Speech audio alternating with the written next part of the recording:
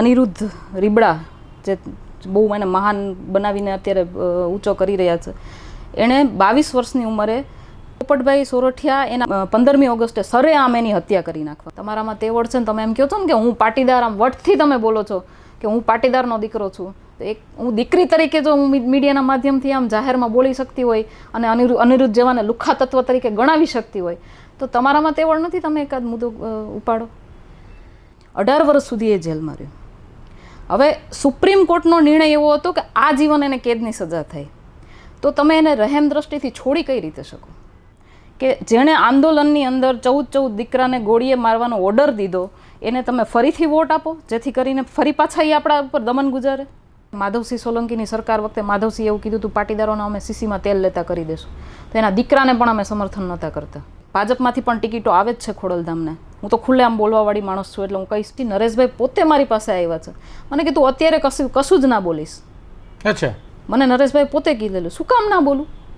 Election છે એટલા માટે કે 14 દીકરાઓને તમે ગોળીએ એ લોકોએ દીધા છે. અને કોણે દીધા છે હું તો નામ લઈને જ કહું છું કે અમિતભાઈનો જ ઓર્ડર હોય, બાકી કોઈની તેવડ નથી કે આટલો બધો ગોળીબાર કરી શકે. કે લાસ્ટ ટાઈમ મેં જ્યારે મારો અવાજ ઉઠાવ્યો ને ત્યારે મીડિયા ચેનલોને પણ ઉપરથી એવો સંકેત હતો કે તમે આ વિડીયો ડિલીટ કરો અથવા તો એનું ઇન્ટરવ્યૂ નથી કરવાનું. ઘણી વખત અમારે એવું પણ થાય છે કે મંચ ઉપરથી એવા માણસો સમાજની દીકરીઓ વિશે ભાષણ આપતા હોય છે કે જે પાછળના બારણેથી અમને હરેસમેન્ટ કરતા હોય. મેં સંસ્થાઓના 2 પાસા જોયા છે. જે હાઇલાઇટ છે એ પાસું બી જોયું છે અને અંદરખાને શું ચાલે છે ને એ પાસું પણ જોયું છે. ખોડલધામ સંસ્થા એ દરેક લેવા પટેલ સમાજના આસ્થાનું કેન્દ્ર છે.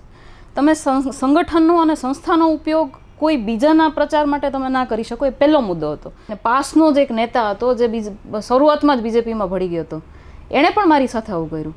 આપણે સાથે ફરીએ છીએ તો ફ્રેન્ડ થઈએ, ક્યાંય હોટલમાં જઈએ, રોકાઈએ, તું મારો હાથ પકડ. મારે ત્યારે પણ મગજમારી થઈ હતી.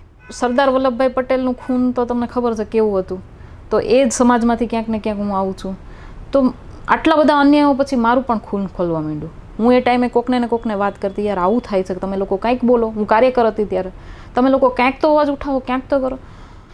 મારી માંગણી એટલી જ હતી કે જે રીતે દીકરીને રાત્રે 12 વાગે ઉઠાવીને લઈ જવામાં આવી, એનું સરઘસ કાઢવામાં આવ્યું, જે એને બેઇજ્જત કરવામાં આવી, એ જ ઇજ્જતથી દીકરી એની ઘરે પહોંચવી જોઈએ. હું જ્યાં હાજર રહીશ ને ત્યાં મારો પાટીદારનો દીકરો કે દીકરી હશે અને એની સાથે અન્યાય થતો હશે ને તો ઊભી રહીશું. સાણંદની જ વાત લઈ લો ને, સાણંદમાં 20-22 વર્ષથી પાટીદારોની સીટ છે. પાટીદારો ત્યાં નગરપાલિકાના ઇલેક્શનમાં ચૂંટાતા આવતા હતા. આ વખતે તમામને કાપી નાખ્યા, 2-3ને ટિકિટો આપીને બધું કાપી નાખ્યું. આનંદીબેન પટેલ, આનંદીબેનની સાથે સાથે નીતિનભાઈનું કરિયર પૂરું કરી નાખ્યું. કે સરકાર તરફથી ક્યાંક ને ક્યાંક પાટીદારોને હટાવવા માટેનું એક કારસ્તાન છે કે પાટીદારો જે એનું પાટીદારોનો પાવર ક્યાંક ને ક્યાંક ડામવાની કોશિશ કરી રહ્યા છે, એટલે આવા લોકોને એ લોકો સપોર્ટ કરી રહ્યા છે. હું નથી માનતી કે સમાજ નરેશભાઈનો ભરોસો કરે. એવું લોકોના માઇન્ડમાં એક ડરનો માહોલ બેહાડ્યો છે. મેં તમને પહેલાં પણ કીધું, આ ડરની રાજનીતિ છે, કોઈ સપોર્ટ નથી. પાટીદારો ભાજપ સાથે ક્યારે હતા? જ્યારે કેશુભાઈ પટેલ હતા.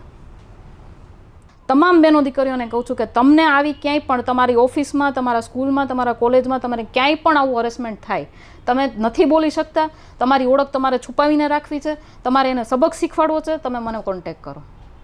તમારા માટે હું લડીશ. આ જ પ્રકારના વધુ સંવાદો, આપનો અવાજ, આપનું સ્વમાન અને ખાસ તો તમારા સ્વમાનની જાળવણી માટેનું આ પ્લેટફોર્મ છે.